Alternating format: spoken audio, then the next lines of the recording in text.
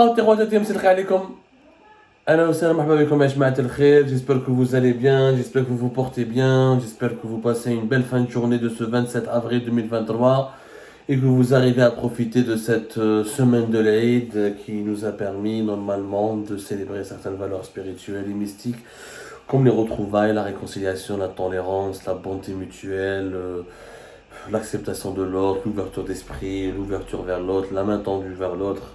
Des valeurs qu'on ne retrouve plus dans ce monde brut dans lequel nous vivons et un monde caractérisé par malheureusement la prééminence de la méchanceté à cause de tous les problèmes socio-économiques et politiques qui nous gâchent la vie. Tout au long de ce mois de Ramadan 2023, il y a pas mal d'anomalies, de dérives malheureusement autoritaires et absolutistes. Aujourd'hui, j'aimerais vous parler de l'injustice en Algérie. Pas de la justice, de l'injustice. Et de vous donner, de vous expliquer, quand on réclame la justice, on doit en Algérie la réclamer pour tous et pour toutes. Je déteste et j'en ai marre de certains de nos compatriotes qui font deux collèges ou là qui ont des revendications à deux vitesses. Ils veulent un état de droit pour le peuple, mais pour certains détenus qui sont notamment les personnalités politiques liées au régime de Bouteflika, ils banalisent les injustices auxquelles ils ont été exposés et ils banalisent même, ils justifient le traitement judiciaire expéditif qui les a menés en prison. Oui, je vais parler aujourd'hui de Saïd Bouteflika et je vais vous dire que Saïd Bouteflika a eu raison. Il est aussi, lui aussi, une victime des dérives et du dérapage de l'actuel système judiciaire algérien qui uniquement confond le droit avec le règlement de compte. Le droit Yajma'a est une chose, le règlement de compte c'est autre chose. La vengeance est une chose, la quête de vérité en est une autre. La justice elle est basée sur le droit qui est basée sur la quête de vérité. Qu'est-ce que le droit? Comment déterminer la vérité pour déterminer les devoirs et les droits de chaque citoyen par rapport à cette vérité et par rapport à des faits réels et comment punir les gens par rapport à la hauteur de l'infraction dont ils sont responsables. En Algérie, ce n'est pas du tout comme ça. En Algérie, la justice, elle est motivée par la vengeance et les règlements de compte, le sensationnalisme et malheureusement l'arbitraire politique. La preuve, Saïd Bouteflika يا جماعة حصلوا فيه كلش. Pour قال لك هو اللي سرق 1000 مليار هو لي زوليغارك c'est lui, c'est pas le peuple qui dirige le pays, c'est lui qui est à l'origine de tout le mal, tous les maux dont souffre l'Algérie. Il est en prison depuis mai 2019. Est-ce que l'Algérie s'est redressée? Pas du tout. Elle est en train de régresser. Sur le plan politique, jamais nous n'avons connu d'aussi graves, d'aussi successives violations des libertés publiques, des libertés individuelles. Sur le plan économique, l'Algérie n'a jamais aussi souffert du chômage, de la misère, de la pauvreté et de la cherté de la vie. Sur le plan social, le désespoir n'a jamais été aussi élevé comme ce fut le cas durant cette nouvelle Algérie, à savoir de 2020-2023. Et globalement, quand on compare la situation d'hier et d'aujourd'hui, celle et celui qui croyait que tout était de la faute de Saïd Bouteflika se trompait lourdement parce que Saïd Bouteflika, l'Algérie ne s'est pas redressée, ne s'est pas améliorée, ne s'est pas développée, n'est pas sortie pour autant de l'impasse. Et oui, Saïd Bouteflika, lui aussi, moi je le considère aussi comme un détenu politique, et lui aussi a été victime de l'appareil judiciaire algérien qui était aveuglé par la vengeance et qui n'a jamais été guidé par le droit. Saïd Bouteflika en ce moment, alors, il fait le هيدا جماعة راهو في البيض dans une prison في البيض اللي كان فيها d'ailleurs à un moment donné Rachid Nekres. Saïd Bouteflika il est apparu داروا له un procès, un énième procès parce que Saïd Bouteflika داخل في واحد des dizaines de procédures. Il fait l'objet de toutes les accusations. C'est beau d'accuser quelqu'un mais il faut les prouver.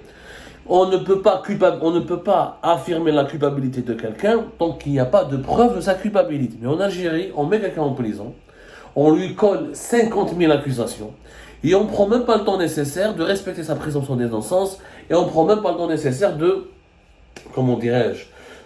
prouver sa culpabilité. C'est en Algérie, tu es coupable déjà à l'avance. Tu es d'emblée coupable. En Algérie, le système judiciaire, il te demande de prouver ton innocence. Sauf que dans le monde entier, la justice devrait elle-même prouver ta culpabilité. En Algérie, la justice ne prouve pas ta culpabilité, elle te demande à toi-même, au justiciable, de prouver ton innocence. Saïd Bouteflika, récemment, donc, la chambre pénale près de la cour d'Alger, il est apparu dans l'affaire des SMS. Ouais, de l'affaire, les affaires des SMS. Soi-disant, Saïd Bouteflika a échangé des SMS entre lui, Ali Haddad, les Koninev et plusieurs oligarques. D'abord, quelle est la loi? L'affaire des SMS. Cette affaire, elle est bizarre. Quelle est la loi qui interdit à un conseiller ou à un frère du président d'envoyer ou d'échanger des SMS à des hommes d'affaires. Attends, une loi. Au nom de quelle loi tu dis c'est un acte. Où est l'infraction? La loi qui tu fais de l'affaire. Le fait que Saïd Bouteflika a échangé des SMS, pour eux c'est déjà un crime en soi. Or, ce n'est pas un crime d'envoyer un SMS à Saïd Bouteflika ou à Ali Haddad. Mais maintenant, le crime il est où? Le crime, c'est au sein de ces SMS. Saïd Bouteflika a demandé à ses interlocuteurs de commettre des choses illégales, de violer les lois, d'abuser de leur pouvoir, s'il y a des pratiques de corruption, s'il y a des preuves de corruption dans ces SMS. Mais le fait d'échanger en soi n'est pas un crime. Mais ça, personne ne le dit. Personne ne le dit en Algérie parce que personne n'a l'honnêteté et le courage de défendre Saïd Bouteflika parce qu'il n'est pas défendable. Moi, je ne défends pas Saïd Bouteflika parce que c'est Saïd Bouteflika. Moi, je défends le citoyen algérien qu'il est, dont les droits ont été bafoués et qui a été victime d'une grande injustice, qui s'appelle Saïd Bouteflika ou Abdelaziz Bouteflika. C'est pas parce qu'il s'appelle Saïd Bouteflika que les règles du droit ne doivent pas être respectées. Saïd Bouteflika a le droit à la présomption d'innocence, il a le droit de bénéficier d'un procès équitable, il a le droit aussi, quand on l'accuse de quelque chose, qu'on lui fournisse les preuves de sa culpabilité. Mais si tu as dit quelques SMS, tu dis la preuve, tu as fait la preuve avec les SMS. Et qu'est-ce qu'il y a dans les SMS qui prouve que je suis un pourri, je suis un salopard, un dictateur, etc. Qu'est-ce qui prouve? Alors, Saïd Bouteflika il a répondu. Parce qu'on ne le dit pas, la presse algérienne ne le dit pas. Et on ne dit pas aux Algériens et aux Algériens. Ce système judiciaire, le même qui a emprisonné Rachid Nekez, Karim Tabou, Qadi Hssen, qui m'a condamné moi à mort, qui a condamné 8 journalistes, Mustafa Benjemaha qui est en prison, Khaled Drarni, des dizaines et des dizaines de détenus politiques, ce même système judiciaire qui maintient en prison 300 détenus politiques encore, c'est le même qui a emprisonné, qui a accablé Saïd Bouteflika. Donc ce système judiciaire, il est mauvais. Il n'est pas uniquement mauvais que pour les hirakistes, les journalistes et les partisans des droits et les défenseurs des droits de l'homme, mais il est aussi mauvais et foncièrement mauvais y compris pour les ex-dirigeants de l'ère Bouteflika qui sont victimes d'un règlement de compte. Ce n'est pas de la justice. La justice, c'est pas un règlement de compte. Jib Saïd, quand il y a des preuves, quand tu as preuve contre lui. Mais l'affaire des SMS, elle est vide. Où est Saïd Bouteflika? D'abord, il a contesté, il a donné, il a humilié les juges. Saïd Bouteflika, l'affaire Hadia, c'était le 24 avril dernier. Il a été par visioconférence, alors qu'il est à Al-Bayed, il est jugé à Alger. Regardez la différence. Et là, vous ne l'avez pas jugé à Al-Bayed. Mais où est-ce qu'on par visioconférence? Sauf, il aura fait un discours, il a détruit, il a discrédité la justice algérienne. Qu'est-ce qu'il a dit, Saïd Bouteflika? D'abord, les procès à distance mettent en danger le sort des prévenus. Aucun pays développé n'utilise cette méthode, qui met en péril le sort des justiciables. C'est une régression en matière de droit à la défense. Déjà. C'est quoi? Il est à Al-Bayed, ou tu le juges à Al-Bayed. S'il a une affaire à Alger, tu le ramènes à Alger, tu l'emprisonnes à Alger, tu le juges, mais tu le ramènes sur le banc des accusés. Il dit le Skype, madame, je pas une émission de télévision. Il dit, les États-Unis d'Amérique, on a les grands pays, mais il dit, le prévenu doit être sur le banc des accusés, doit regarder les juges, affronter les juges, et le jury, il a le droit de bien parler, de bien s'exprimer. La visioconférence, sans maquillage, les coupures, les déconnexions, c'est pas sérieux. Ça prouve que c'est pas des procès, c'est du spectacle. Ça prouve il n'y a pas une rigueur. Voilà, Saïd Bouteflika a raison. Qu'on le veut ou non, moi je parle du principe, oublier la personne. On organise, c'est pas sérieux, c'est pas rigoureux d'organiser des procès avec de la visioconférence. Il s'agit de droit, il s'agit de la vie d'un homme, de sa dignité, de ses droits civils, de ses droits élémentaires. Il faut qu'il soit défendu correctement, qu'il se défende correctement et qu'il soit exposé à des preuves, qu'on l'accable ou pas, mais il faut qu'il y ait un procès sérieux. On va se savoir à l'affaire MLTV. Disons, Saïd Bouteflika, il met Hicham Aboud 700 000 à 400 000 euros pour financer MLTV. Des lettres anonymes. Il a été accusé, Saïd Bouteflika, sur la base d'un lettre anonyme, il a été accusé d'avoir financé Hicham Aboud. J'ai travaillé avec MLTV à l'époque, et en 2019, j'ai jamais vu une trace de financement de Saïd Bouteflika. J'ai déjà obtenu un non-lieu pour cette affaire. J'ai vu dans le dossier des sommes de 700 000 et 400 000 euros que j'aurais donné à Aboud Hicham. Comment puis-je lui envoyer de l'argent? Toute cette affaire repose sur une lettre anonyme. كيف سعيد بوتفليقة في الجزائر يبعث شكارة تاع 700 مليون أورو لهشام عبود؟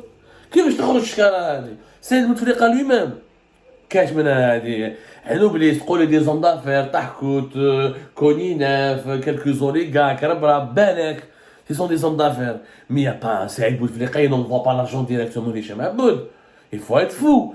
Où sont les preuves? Où sont les preuves, يا جماعة, qui démontrent باللي هو il a appelé au téléphone تاع حكوت ولا كويناف, il leur a dit attends, donnez cet argent à Hicham Aboud de ma part. Où sont les preuves? Où sont les preuves? Sur quelle base? ما كلموا le dossier vide, عاودوا سقساو على un dossier vide. بعد كده ils ont demandé des questions sur sa relation avec Ali Haddad, les frères Koninef, l'homme d'affaires Ahmed Mazouz, propriétaire du groupe Mazouz qui était propriétaire d'un centre commercial de Bab Zouar, qui importait des camions chinois, des marques chinoises, le jus, ماشي توجا يا ربي تاع في باتنا واحد une marque de jus معروفه نقاوس فوالا. هذا هو احمد معزوز. محي الدين طحكوت محمد بايري. محمد بايري qui est d'ailleurs un parent à Ahmed Mazouz, enfin, il coule famille et tout. Mohamed Baïli, il était le numéro 2 de la FCE d'Ali Haddad, et celui qui avait et celui qui, je pense, Fiat, il était concessionnaire, il était dans la concession automobile. Quand il fait Mazda, quand il fait Fiat, avec plusieurs, il était pas Fiat, surtout avec Fiat, avant de la vendre à Robert. ما عليناش. وش قال لهم سعيد بوتفليقه؟ il a assumé قال لهم انايا علي حداد et les frères Koninef sont de très chers amis. صحابي لا بافوي هاو رجال. انا عجبني الناس ما يكذبوش. كي سعيد بوتفليقه كيطاح مرماش مع الناس صحابه. قال لهم ce sont mes amis, sont de très chers amis. Les autres قال لهم j'ai peut-être les occasions de les voir 2 ou 3 fois, mais qui ne les connaît pas. قال لهم نعرفهم pas plus. من بعد كده سقساوه. Il a raconté des choses très graves. Par exemple, en 2019, en février 2019, il y a eu des perquisitions chez lui. Hein. Il y a eu des perquisitions qui ont été nommées chez lui, alors qu'il était encore conseiller, ou à Tahf, mai 2019. Et je m'arrête de Gaïd à l'époque, ils étaient puissants, ils ont mené des perquisitions au niveau de ces deux domiciles à Alger. Ou qu'est-ce qu'il apprend? Alors, on a eu des perquisitions, ils ont été faits en février 2019. Et moi, plusieurs mois plus tard, j'ai été, comment dirais-je, il y a eu des graves choses durant cette perquisition, c'est-à-dire ils ont violé certainement sa vie privée, etc. Alors, les charges ont été dirigées contre moi 10 mois après les perquisitions. Des pièces récupérées n'ont pas été scellées et l'inventaire non effectué. J'ai été avec le juge d'instruction à qui j'ai dit que la perquisition était illégale. Il s'est énervé, m'a menacé en m'interdisant de parler de la loi. L'affaire MLTV a été déjà jugée, elle doit être retirée. J'ai été conseiller du président. Comment puis-je donner des avantages? On a créé une affaire de listing de SMS entre 2017 et 2019 pour gonfler mon dossier. Pourquoi uniquement cette période? Les perquisitions d'elle au février 2019. Quelques 10 mois après, il a été inculpé. Normalement, la perquisition est menée dans le cadre d'une enquête et l'enquête doit aboutir ou à une inculpation dans le cadre de cette enquête ou à un non-lieu, fin de l'instruction judiciaire. 10 mois après, il a sabou un chèque. Le chèque il a réagi. C'est pas mon chèque, c'est le chèque de Rabrab. Rabrab, il a donné un chèque, mais pourquoi ne pas avoir interrogé Rabrab? Tahkout, il dit que c'est pas mon chèque. Moi, j'ai pas donné un chèque à Saïd Bouteflika. Vous trouvez Saïd Bouteflika, il est con, il va prendre des chèques lui-même. Belk Ali Haddad, Idéhom, d'autres personnalités. Mais il est pas con, il prenait pas l'argent lui directement. Il avait certainement, il y avait un dispositif. Oui, il est très intelligent, même Saïd Bouteflika. Il apparaissait pas beaucoup en public, il était très discret, il était très rusé. C'était un homme de l'ombre. Mais vous voyez, Saïd Bouteflika, il veut faire les chèques. Kif. La hayatani ma tunadi. Donc pas de preuves, pas rien. Il raconte, toujours dans son procès, il raconte ce qui s'est passé le 30 mars 2019, où alors j'ai été assigné à résidence à 2 jours avant la démission du président de la République, qui a démissionné juste le 2 avril, le 30 mars. J'ai été arrêté sur la base de communication et déféré devant le tribunal militaire. On m'accuse d'avoir accordé d'indus avantages. J'étais conseiller à la présidence. Je n'avais pas les prérogatives d'attribution des marchés. On pouvait m'accuser d'avoir intercédé. Mais y a-t-il eu un seul militaire responsable qui s'est plaint de pression de ma part, au profit d'un des hommes d'affaires? Donnez-moi des preuves que moi, Saïd Bouteflika, j'ai appelé un ministre, ou j'ai exercé des pressions sur un ministre pour donner un marché à un homme d'affaires. Allez-y, donnez-moi les preuves. Il a raison, Saïd Bouteflika, qu'on donne des preuves. Toutes les charges reposent sur des supputations.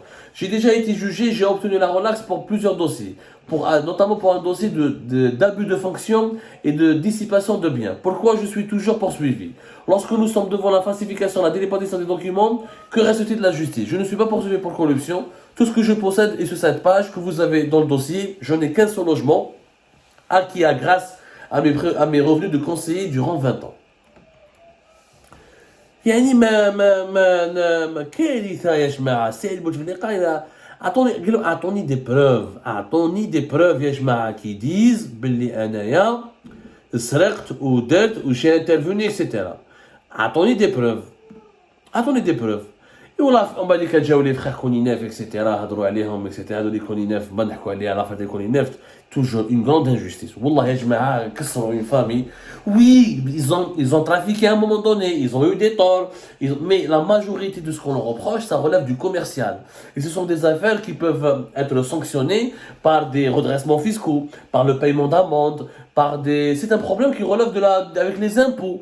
Mais هذا كونينا في النوم élimine, Saïd Bouteflika nommé. Il n'y a pas eu de preuves, que des rumeurs. Ou ça, ils étaient influents, mais ça, ils faisaient les choses en douce.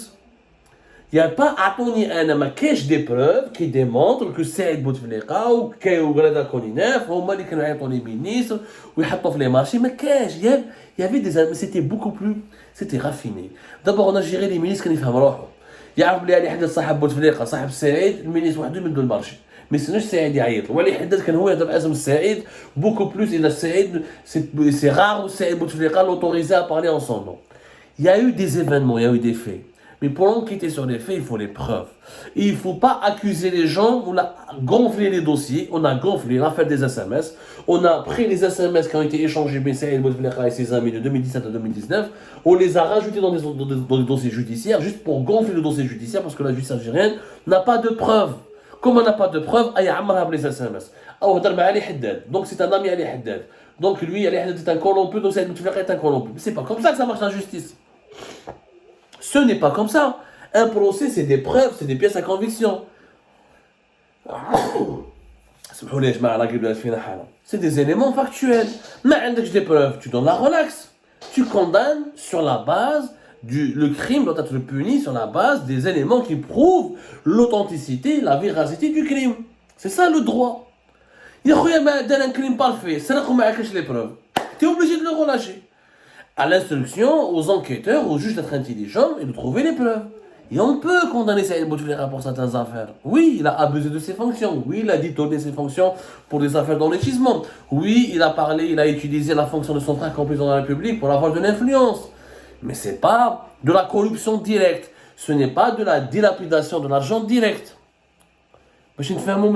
Mais d'où Saïd Bouteflika, il n'y a pas à son nom des fortunes colossales. Il n'y a pas un empire immobilier, il n'y a pas beaucoup de comptes à l'étranger, il n'y a pas beaucoup de voitures de luxe. Arrêtons, il y a eu beaucoup de contre-vérités. Et effectivement, c'est un règlement de compte, de la vengeance.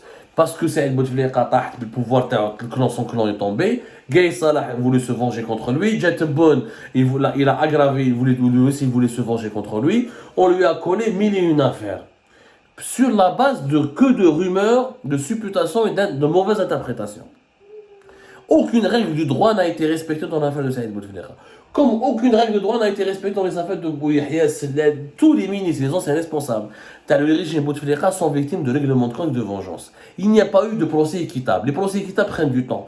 C'est pas normal en 2 ans, juste une année après la crise politique, il y a un procès équitable. Non, l'enquête pour des affaires aussi graves, d'abus de fonction, dilapidation de l'argent public, de vol, de corruption, normalement ça prend au moins 2 ans d'enquête, 3 ans d'enquête. L'Algérie, la haine est maintenant. Voilà. واسمه سعيد بوتفليقه الحراك le peuple demande sa tête. اضرب 20 سنه 30 سنه حبس colle-lui toutes les affaires parce que ça fait du buzz, ça fait du sensationnalisme, mais c'est pas ça la justice malheureusement.